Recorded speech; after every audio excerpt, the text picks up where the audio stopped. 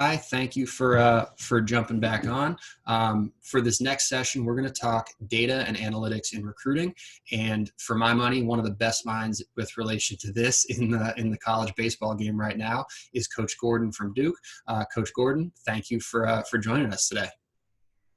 No, thanks for having me. Excited, and it's nice to get the chance to talk baseball with somebody. So it's Absolutely, I know we're trying to fill a little bit of your time and lean on your expertise certainly as well.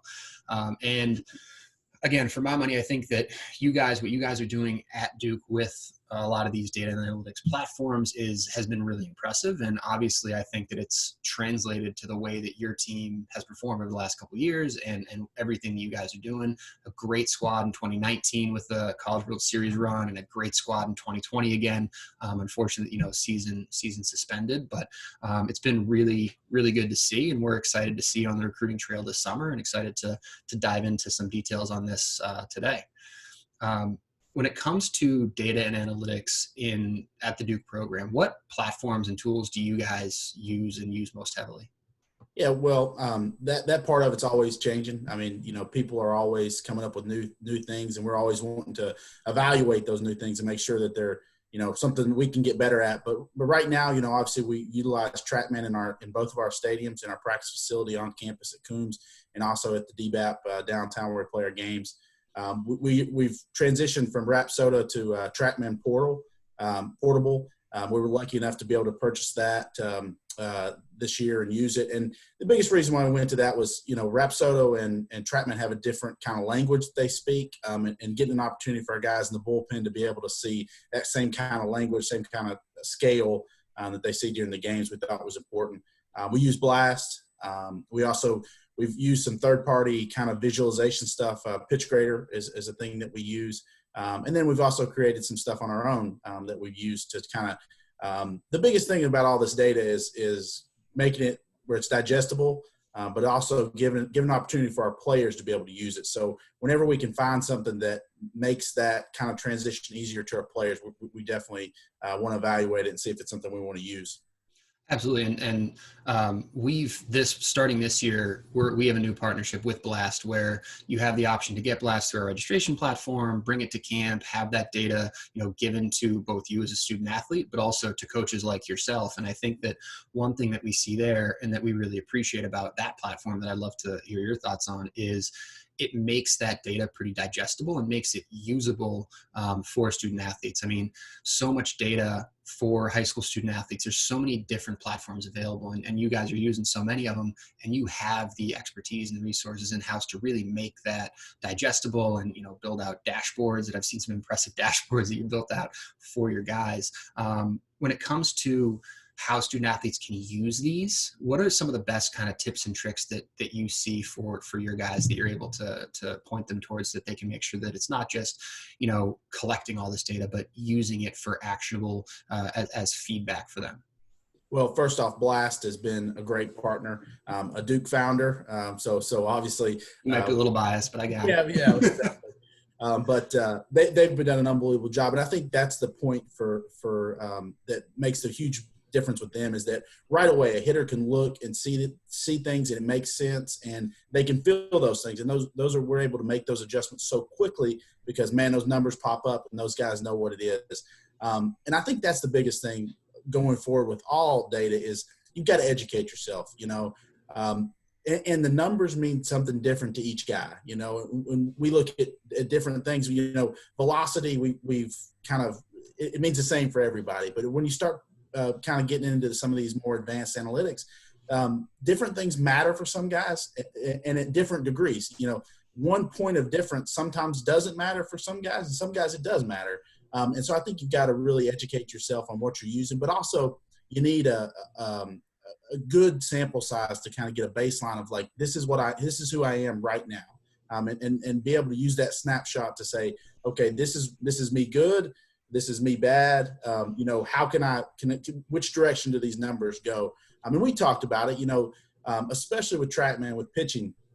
It's basically two different guys. You can be a four-seam high in the zone guy, or you can be a sinker guy. And you got to find out where you're at on that continuum and go the direction you're closest to. Before we had this data, we might take a guy that's really close to being a four seam up in the zone guy and say, hey, let's try to sink and slide it. Well, it's a long way to go, where we could just turn the other way and say, hey, let's throw up in the zone. And I think that's what the biggest thing these tools can give guys is there's a way for every guy to be successful, or a way for every guy to be more successful. And for that, you just got to know what it is that you are, and you got to work to being better at that thing instead of really trying to reinvent yourself. And that was such an interesting conversation that we had. I think it must have been at camp last year. You described it as kind of like this bell curve, right? Like there's on the one end, there's the high in the zone, four seam fastball. At the other end, there's the sinker slider low in the zone. It doesn't necessarily matter which end you're pushing towards. You just want to be away from that lump in the middle, pushing out towards those long tails to be something off average, right? Something that isn't what guys typically see. Absolutely. We talked about it. Hitters, they hit on expected outcomes. They're always taking in this information to say, okay, this guy is, we may not be able to verbalize it, but those guys are constantly saying, I've seen this before and this is what happens. And I'm going to swing in this location, or I'm going to take this pitch. And whenever we can get outside of those norms, all of a sudden the hitter has to start making a decision with less information, and they're going to be less successful when they do that. Absolutely. Now, how common, I know you guys are using all those platforms that you talked about. How common is it among college programs that you interact with regularly to be using some or all of these analytics tools that you guys are using as well? Well, what I love about college baseball coaches are we are a resourceful bunch. That's for sure. We're really lucky at Duke. Obviously, we're funded very well. We have a lot of access to resources that I didn't have when I was at a mid-major. I didn't have when I was at an NAIA school. But if you talk to guys around the country, all of them are trying to educate themselves on data. They're trying to get as much access to data as they can. I think it's as prevalent as it is in Major League Baseball. If you look at Major League Baseball, all those guys have all the money and they have all the tools. But if you look down their organization, is everyone bought into using? Is everyone educated? I think if you looked at the percentages, college baseball, we're ahead. And you see that's why they're mining a lot of college baseball guys to go to professional baseball, because I think, these guys, we invest a lot of time. They're resourceful. We're trying to figure out the best way to make players better. And I think, that model in pro ball where if this guy can't do it, the next guy maybe can. In college baseball, it's not like that. We got to work with what we have. And I think that scenario creates, a level of creativity that really makes the guys really good at this level. And I think at the Division I level, I think it's everybody, everybody's finding a way to use it in some capacity. But I'll tell you, I interact with a lot of guys at different levels, especially at Head First. You talk to those guys, and some of the smartest guys I've talked to are guys that are D3 coaches. They're saying, hey, I don't have a lot of this, but, man, this is how I'm working. I'm like, my gosh, we need to do that, It's amazing. It's really good. And the one thing, too, I love is that no one's afraid to share. And we sit around – one of the great things at Head First, you get around a lot of really smart guys, and you get to bounce ideas off of. And you go, wow, man, these guys are really doing it well. And I want to take a piece of that back to what we're doing. So it's all over college baseball, and it's great. It's a really cool part about what we do. That's awesome. And I think that one of the interesting things that I think about kind of working into the, how you use these platforms to project out current high school student athletes. Obviously these platforms are really important for giving feedback to and developing the players that are in the Duke program. But at some of these schools that we work with, an Amherst College or a Wesleyan University or, a Wofford, they're not going to necessarily get the same, those guys who are already throwing mid-90s, they're not going to commit those guys in the same way that, a Vanderbilt or you guys are able to. And I think that using this data to give more depth of insight into who players are so that they can look for recruitability, projectability, potential, all these words that are really important, but also really dangerous in athletic recruiting, I think becomes more and more important. How do you use some of these same platforms with prospective student athletes to help you, project them out? Look at a 16-year-old, 17-year-old, at 2021, 2022, have them on a TrackMan portable, have them on a Rapsodo or a Blast, and get a sense of where they're headed as a player. Yeah, and I think you bring up a great point. What we're all looking for is kind of that cost assessment. We know in recruiting dollars, velocity costs. It costs money. That's just the reality. Power costs money. And those guys are gobbled up with big scholarships to Power 5 schools. But we're at 11.7 and 27 counters. how can we make some really value picks? How can we use our money effectively? And what we find is we try to find outliers, guys that do certain things really, really well, and we're able to kind of prop up the other things, but really exploit that thing that he does really well. And I tell this story to a lot of people to kind of illustrate this. We're playing Notre Dame on Friday night, and they've got a little left-hander, Tully, and man, he deals for 8 innings against us. And we're like, man, this guy, 77 to 81, 82, why can't we hit this guy, and our hitting coach is losing his mind, we're down 4-0, and they bring in Cole Kmet, who's going to be an NFL draft pick this year. He's blowing 94, and we beat him 5-4. How do you explain that? Well, you go back and look and this guy had the lowest extension on his fastball that we'd seen all year. So not only was it the slowest fastball we'd seen all year by average velocity, but it's also traveling the furthest. So, you add those two pieces in, and this guy's really outside the bell curve. And so he becomes very difficult to hit. And that was probably a value for them, a guy that you probably didn't have to spend a ton of money on, or a guy that you could get a different way. And you all of a sudden, if we had our old tools, he may never look like a good player, because you look at the radar gun, you say, hey, this guy can't pitch for us, but he may get a lot of people out, but you're scared to put him in, But if you can explain why a guy's successful, number one, you can work on that thing. You continue to measure it, make sure it stays in those parameters that's going to make him successful. But secondly, it gives you some peace of mind as a coach to be able to put him in. So I think that, it allows you to define what you want to do. Number one, you talked about a Wofford. Those guys steal a ton of bases. Those guys are going to continue to get fast guys. You're not going to see too many outfielders in that program that don't run. I was in the Southern Conference, and we had to find a way to stop that offense from stealing bases all the time. It's very difficult to do. But what it allows you to do is set an identity, but also to be able to evaluate players in a different way, so that, man, you see value that we some other times wouldn't see. We always talk about these pitchability lefties. We allow these lefties to get people out. We really don't know why. And we say, hey, he's a sneaky lefty. High pitchability, crafty. Yeah, crafty. We don't ever talk about a crafty right-hander. But now, the way things are, and what made that left-hander good was, well, first of all, he throws on the side that we only see 20% of the time, 25% of the time. But also, now we can look and say, hey, we have a right-hander who's crafty because maybe his induced is 8, and all of a sudden everything we're hitting is on the ground, or so I definitely, from a recruiting standpoint, one great thing that we have now is enough data to kind of start looking and projecting guys, because we got it when we had a TrackMan installed in October. We'd had Rapsodo the year before, October of 2000. I guess that was the fall of 17. And so basically the same time I was getting there. So we were all learning it kind of on the fly. But now we have 3 years of data. We can look back and say, okay, these numbers look the same. These numbers ascend. How do we develop? What are we developing well? I think that's another great question to ask is, what do we get, guys? Are we really good at pitch shaping? Are really, really good at increasing spin? What is it that we do well? And then we can recruit to that and say, hey, if we do a really good job with pitch shaping, we can go out and get a really high spin guy that maybe gets hit a little bit more than he should, but we'll be able to do a good job developing that. And then it also allows us to look at some of our weaknesses and say, hey, as a staff, as a coaching staff, we've got to get better doing this or doing that. But I think it's huge. I think the value is astronomical, but also from the player standpoint, because if the player knows what he's good at, he has leverage. If it's only us that know, we're the only ones that have leverage. So I think, again, it goes back to educating yourself and trying to get yourself on these tools as much as you can. One of the great things you guys are going to offer, a chance to get on blast. I mean, and having an opportunity as a player to understand what those numbers are, understand what your numbers are, it gives you leverage. Now hey, I'm really good in these scenarios.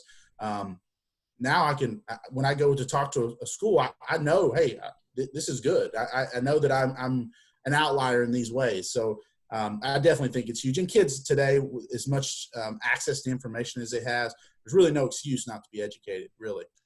Absolutely. I mean, I think that a couple things, a lot of great things to unpack there that I could go off on for hours, which I won't do necessarily.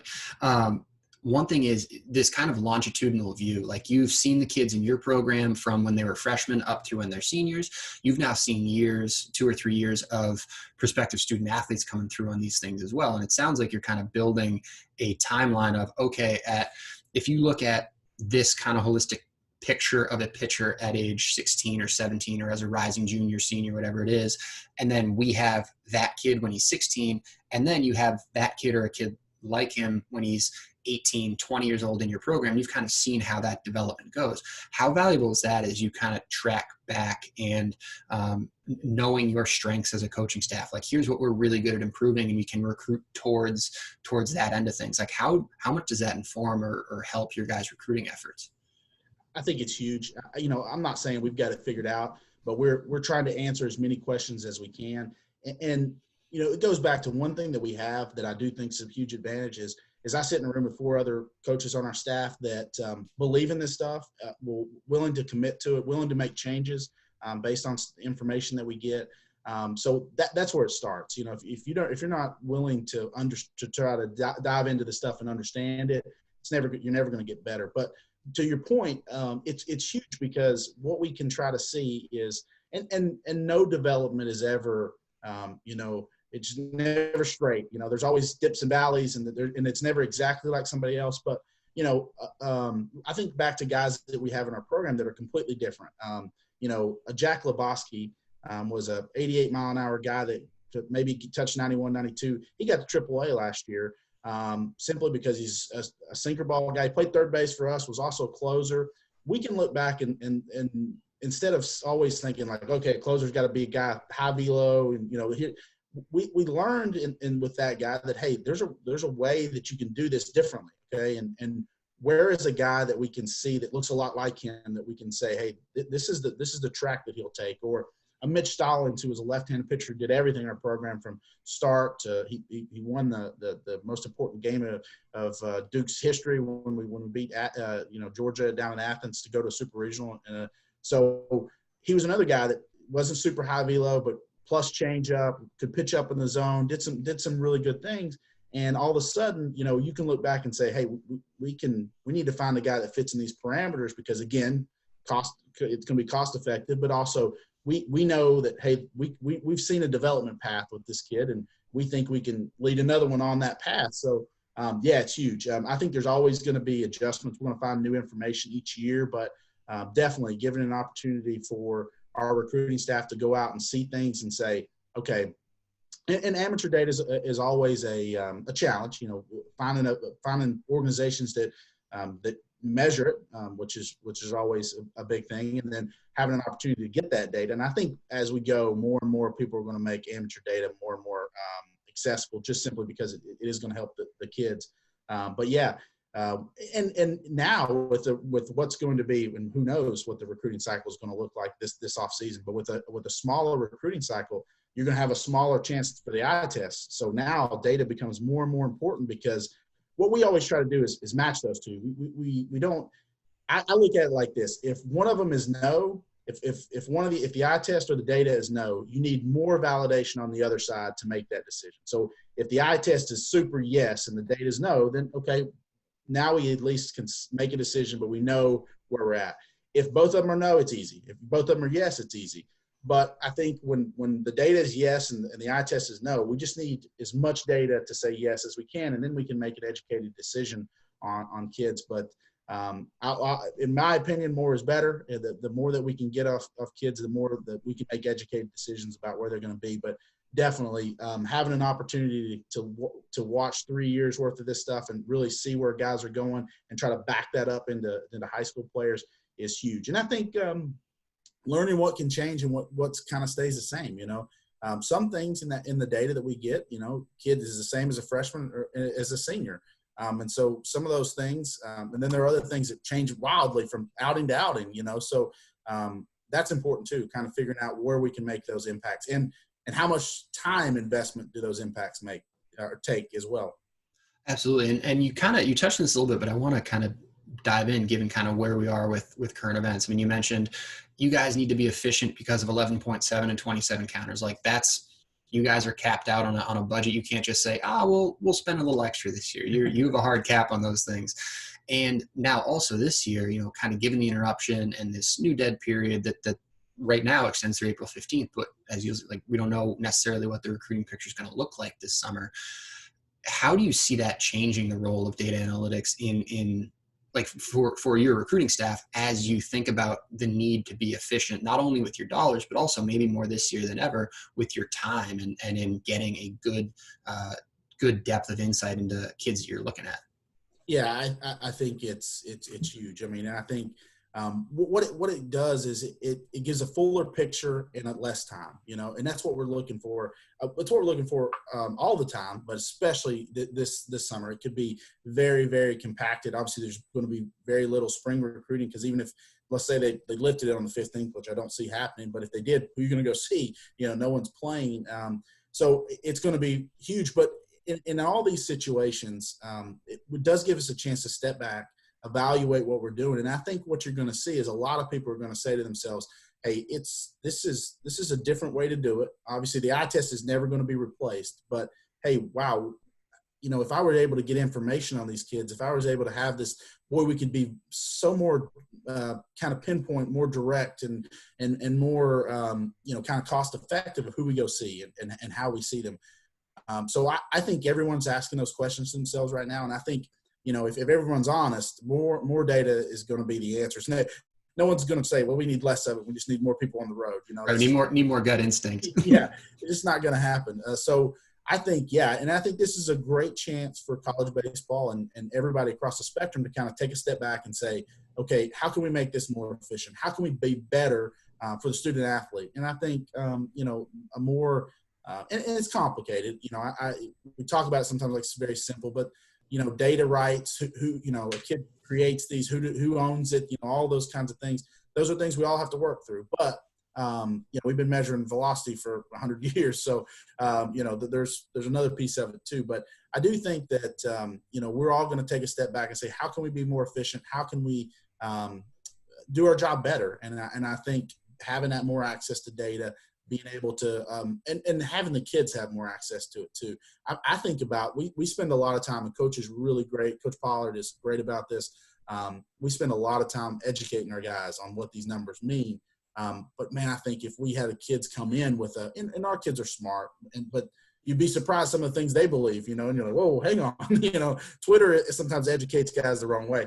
But if we had a kind of a group that came in with 101 already done, and we're able to move on, I think it'd make us all better. And a lot of times, some of the best questions that we have, some of the rabbit holes that we go down that are the most fruitful are sometimes questions our players ask. They say, well, why does this number look like this? And it's like, oh, that's a great question. Let's see if I don't know. Let's find out. Yeah. But by no means, like I said, we haven't got it figured out. We think we do a great job with it because of the people that we have around. We have some really smart people that help us and do some things. But we're still learning like everybody. It's a vast, difficult process, but it's been enjoyable. That's for sure. For sure.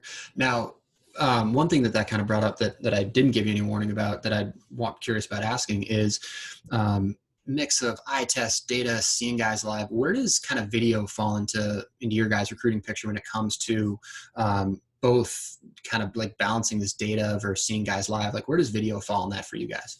Yeah, I think video is huge on the front side.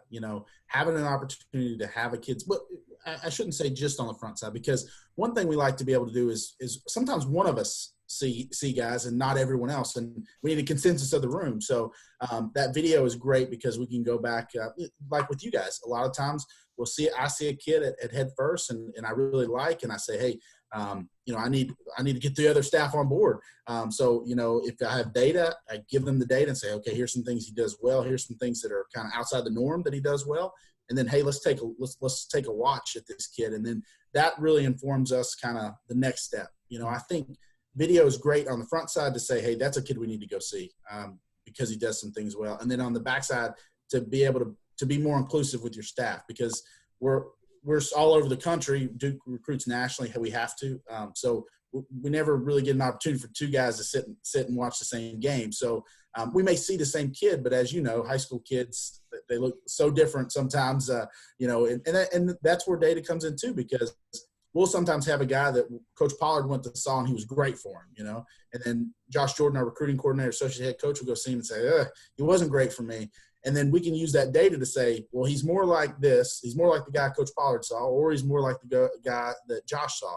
So that helps a ton too, because that happens more than you would think, So yeah, and video, like I said, video, we get video almost every day, and believe it or not, we seriously watch every bit of it that we get.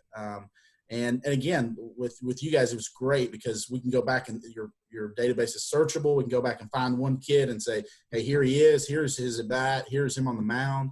And it helps a ton because when we get done with that summer recruiting schedule, we have so many names that sometimes it's hard to kind of how do we make the difference between this right-hander and this right-hander? How do we make the difference between this third baseman and this third baseman? And that's where data and video come in to kind of really kind of eke out those small edges of difference. Absolutely. What is it, to kind of wrap this up, if I might ask a pretty big question, but what is your kind of best piece of advice for prospective student athletes specifically who are using or have access to these platforms, Blast, Rapsodo, Diamond Kinetics, if they work in a program that has TrackMan Portable, what's your tip for them? The first thing is just educate yourself, understand what these numbers mean and how you can affect those numbers.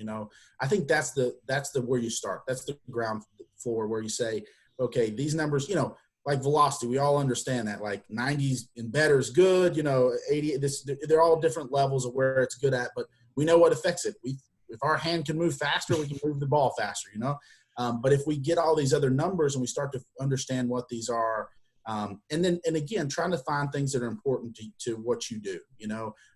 We had a young man that transferred to us as a fifth year from Princeton, and Kyle Gallagher or Cornell, excuse me. Kyle was really good for Cornell. He got to us and we put him on blast, and we noticed that when he's good, his attack angle is good. The other numbers he was usually right in the kind of same range for everything, but when he was going bad, he was hitting ground balls to shortstop at 110 miles an hour, but they're still outs in the ACC.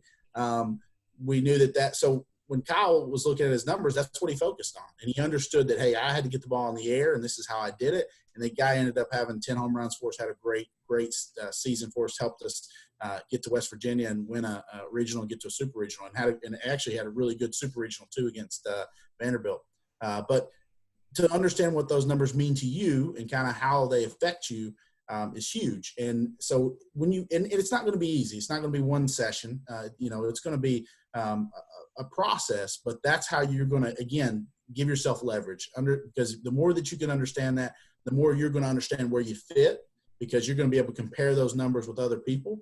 And then, and then also you're going to be able to say, hey, I should be able to make adjustments faster, because when I see those numbers creeping outside of my range, it's like, whoa, I gotta make adjustments. And we do that with our guys. Everybody, has those kind of things that they know are benchmarks for their success. And they say, ooh, I'm getting a little far from that. I may be getting away with it right now, but I'm still getting a little far from that benchmark. I need to make adjustments to get back to it. So that's the advice I would give. And also be open to kind of the feedback it gives you, because sometimes you're not going to like what it says, and that's just reality. Same thing with coaches. We put some things on there and we think a certain way, and then the numbers tell us something different. And we've got to put our ego aside to say, no, we need to make it, a change, because this is going to help the player. And kids need to do that themselves too, and say, hey, I know this is going to make me better if I work on this. I know it's not comfortable. It's not what I want to do, but this is how I got to do it. I think that's going to really help make you better. I mean, that's so excellent, and such a nuanced view of taking not just what do these numbers mean, obviously very important, but also which of these numbers matter most to me as a student athlete and in my game. And, for Kyle, looking and saying, okay, all my numbers except for this one stay pretty consistent, but when this one number changes, all of a sudden my success rate goes down in a way that the others don't seem to impact. I'm going to focus in on that. That's a really interesting and really useful thing for athletes at any level to think about, is what is going to impact my success rate the most, and how can I zero in on that, isolate that, work on that, which I think, you know, data and analytics gives a really robust window into when you accompany it with education and with coaching and being open to feedback that's given you as well. Chris, thank you so much for taking the time today. Really appreciate it.